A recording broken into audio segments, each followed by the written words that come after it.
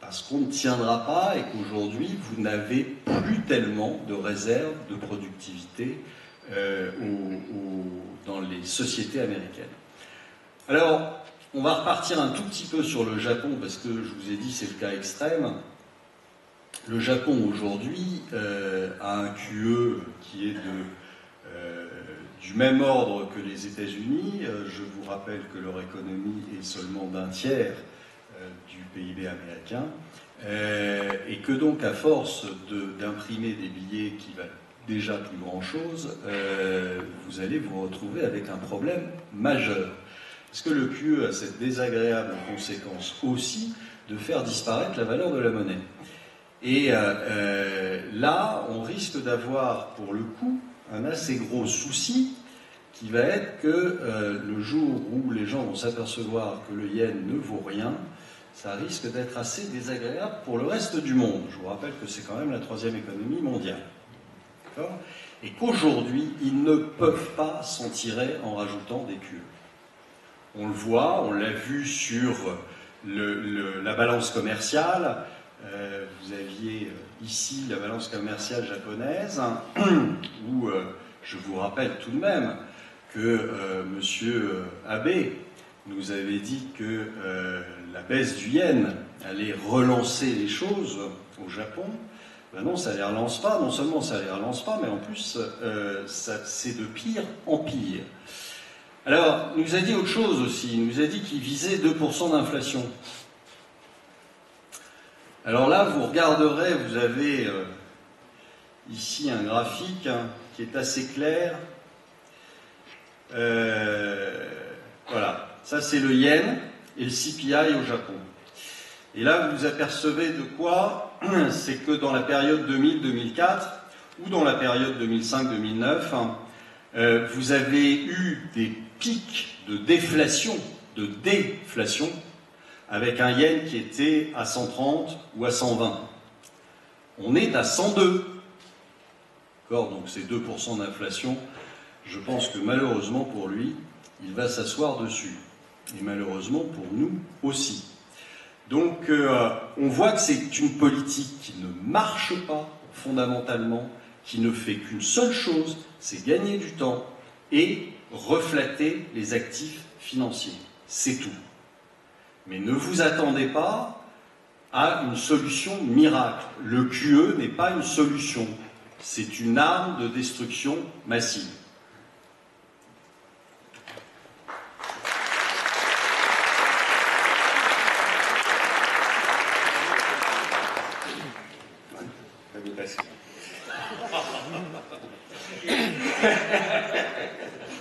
Ton chrono n'a pas été examiné.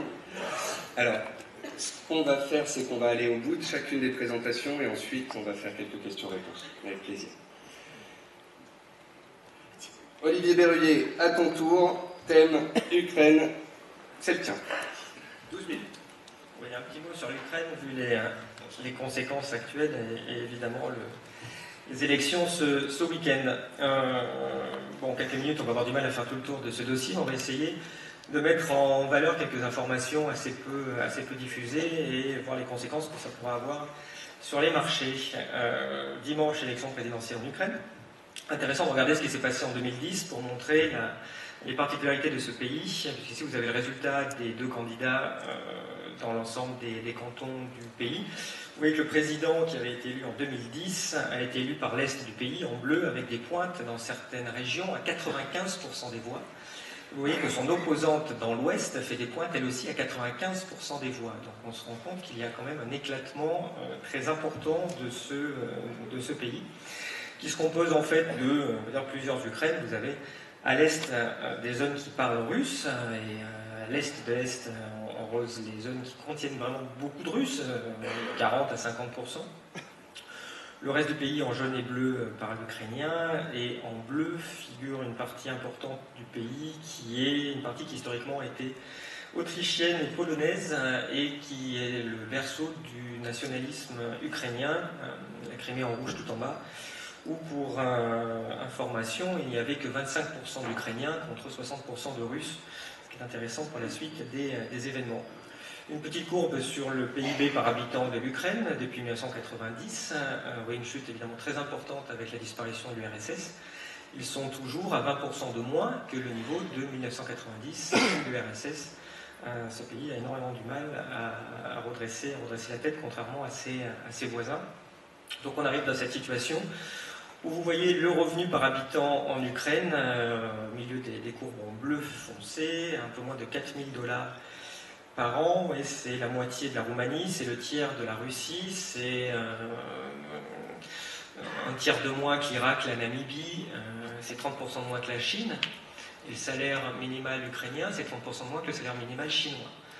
Donc ça, c'est un élément important à savoir. Et le 21 mars, on a signé un accord d'association partielle avec ce pays. Et donc l'Union européenne a ouvert ses frontières sans condition aux produits ukrainiens. On voit que l'Ukraine est le pays le plus pauvre d'Europe. Au niveau politique, vous avez évidemment suivi la révolution de Maïdan au mois de février, qui commence au mois de novembre avec des manifestations de centaines de milliers de personnes qui demandent plus de démocratie, moins de corruption, qui défendent un rapprochement avec l'Union européenne. Sachant que dans les sondages, c'est à peu près 50-50. Évidemment, la moitié du pays voulait plutôt se rapprocher de l'Union européenne, la moitié plutôt de la Russie. Donc manifestation pacifique, mais ça, on en a quand même moins parlé.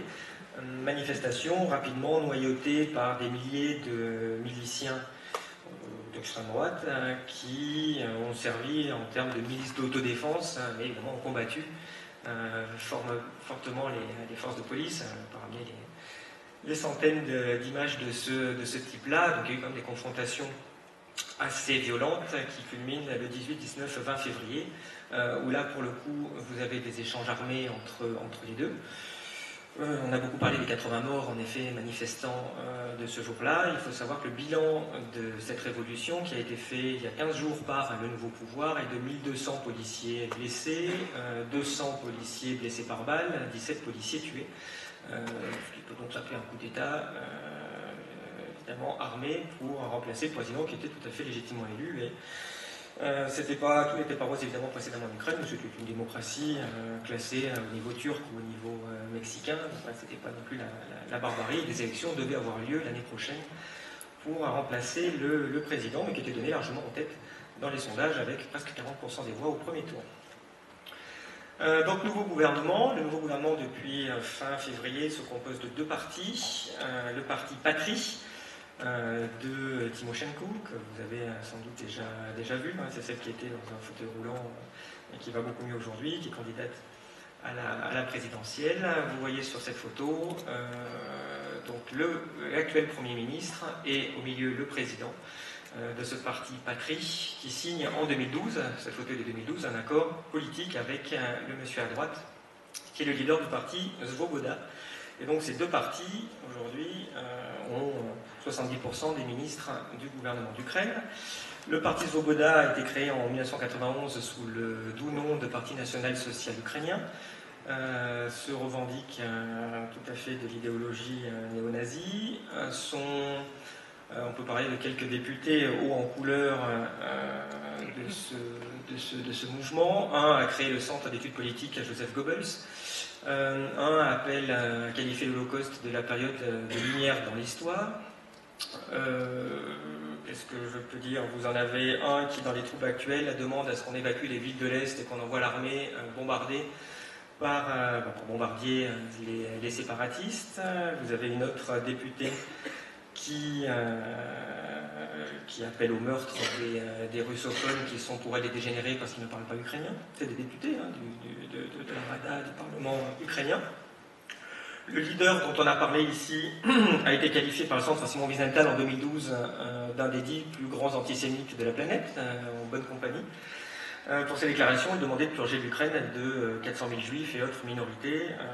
Évidemment, le cœur de leur ennemi, c'est les russophones.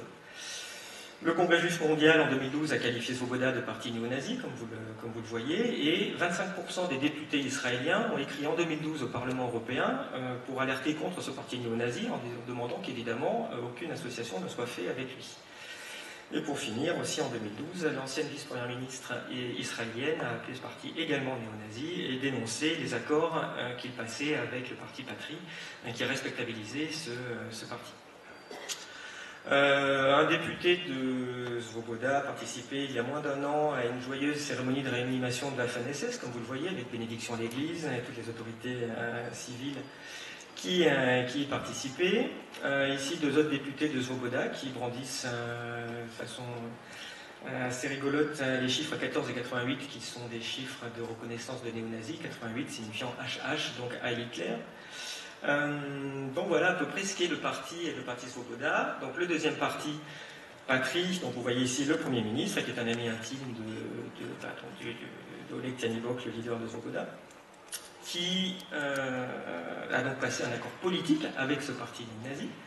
Ici, vous avez un autre député de Patrie à gauche qui est André Paroubi. Cette photo date de lundi dernier. Il est reçu à l'OTAN pour récupérer de l'aide de l'OTAN. Donc ce monsieur est en effet député de Patrie, mais il est aussi cofondateur de Svoboda en 1991. On le voit ici encore avec Jean-Marie Le Pen. C'était pas spécialement pour faire le petit moment Godwin. Et il faut savoir d'ailleurs que le parti Svoboda était exclu de toutes les organisations européennes d'extrême droite, donc par le Front National, par le parti hongrois dont on parle, car il est beaucoup trop extrémiste pour ces partis-là. Le président de l'Ukraine, ce mardi, a demandé l'interdiction du Parti communiste, comme vous le voyez dans la presse. Ici, vous avez une autre joyeuse députée de Patrie, Madame Horowetz, qui posait il y a 15 jours, gentiment, avec ses armes, à 32 ans et à 16 ans pour son anniversaire. Le 2 mai, sur son Facebook, elle s'est félicitée de la mort des 40 personnes brûlées à Odessa, en déclarant avec une grande finesse que, bravo Odessa, les colonies de Dorifort ont enfin été exterminées. Donc, député de Patrie. Dernière petite information sur ce joyeux gouvernement.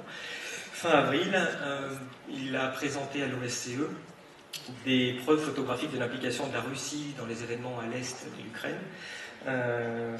Donc ça, c'est les photos du New York Times. Le New York Times précisant que ces photos donc, étaient fournies évidemment par le gouvernement ukrainien et validées par le gouvernement américain, donc en montrant des photos avant-après. Donc l'idée était de montrer que vous aviez à gauche des gens qui étaient, des Russes en Géorgie 2-3 ans auparavant, et qu'on retrouvait les mêmes personnes dans l'est de l'Ukraine aujourd'hui. Ça a évidemment tenu à peu près 24 heures leur petit montage, parce que quand on ne prenait plus ces photos semi-floutées, mais les photos originales, on se rendait compte, comme vous le voyez, de l'identité flagrante de ces personnes-là, ou aussi de façon intéressante, le fait que pour le coup, en effet, dans leurs photos, c'était les 2 mêmes personnes, puisque quand on prenait les photos originales, on voyait que c'était les 2 mêmes photos prises le même jour des mêmes personnes, et donc c'était tout ça des manipulations tout à fait grossières, ce qui, certes, d'un côté, a vraiment fait rire Internet sur cette manipulation aussi grossière. Enfin, il faut quand même se rendre compte qu'il y a donc un gouvernement qui, aujourd'hui, au pouvoir en Ukraine, est composé d'un tiers de néo-nazis, c'est un fait, et d'un tiers de personnes qui, aujourd'hui, seraient probablement au Front National, plus un tiers à l'UMP. On nous dit que tout ça, c'est un gouvernement d'union nationale, et qu'on ne comprend pas pourquoi ça s'agite dans l'est du pays, et ce gouvernement présente des fausses preuves pour nous entraîner dans des conflits avec la Russie. Donc ça, c'est quand même des faits qui sont intéressants. Et on verra ce qui se passe dimanche au niveau des élections. Il faut savoir que l'Ukraine est un régime parlementaire, donc l'élection présidentielle ne va sans doute pas non plus modifier en conséquence ce gouvernement-là et la politique dans les semaines qui viennent. Et donc on voit qu'il y a un fort danger, puisque évidemment si on admet cette vérité assez triviale qu'il y a des néo-nazis au gouvernement à Kiev, il est bien évident que vous avez des réactions fortes dans l'ensemble du pays, donc des combats qui se passent de plus en plus forts, l'armée maintenant est en jeu. Donc le risque là-dedans, c'est qu'évidemment, il y ait des implications forcées de la Russie, des sanctions contre sanctions, dont on voit actuellement l'inefficacité et les dégâts potentiels sur les relations avec la Russie, et évidemment des risques forts de déstabiliser les marchés financiers si la situation s'enflamme là-bas. Évidemment, le pire n'est jamais certain, mais il convient d'être vigilant sur, primo, la qualité des informations qui nous est donnée, et d'autre part sur les risques financiers et économiques qui peuvent être liés à cette situation, je dirais, passement politique. Okay.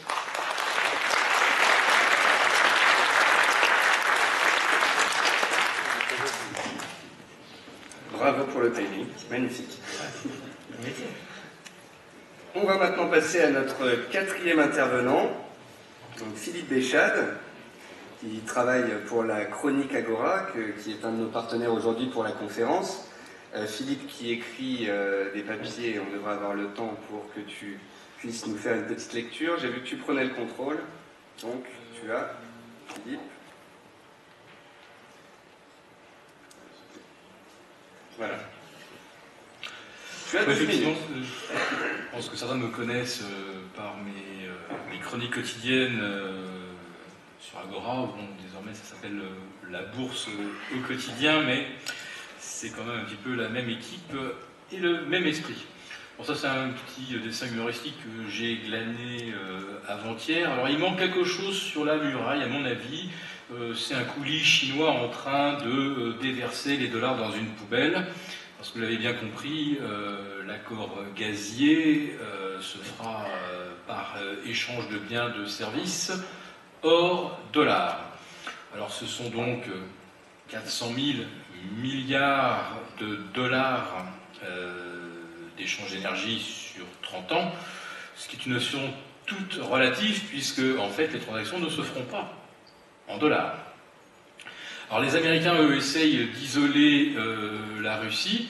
Ils y sont donc effectivement parvenus, puisque les 145 millions de Russes maintenant sont totalement isolés avec 1,3 milliard de Chinois.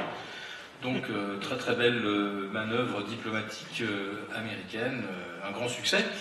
Les Américains qui espéraient éventuellement exporter du gaz de schiste vers l'Ukraine, qui n'a pour l'instant pas de quoi le traiter, mais bon c'est pas grave, d'ici 5-10 ans ils seront au point, il n'y a que 3 ou 4 hivers à tenir.